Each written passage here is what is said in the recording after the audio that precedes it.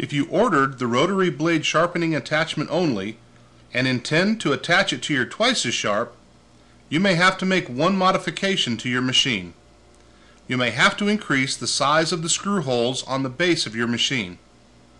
To do this, simply use a number 7 drill bit to enlarge the appropriate holes.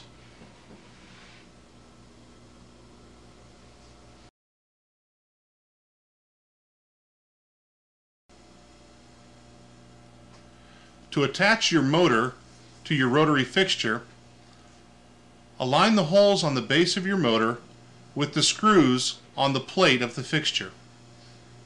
Then simply use the washers and wing nuts to secure your machine to the fixture.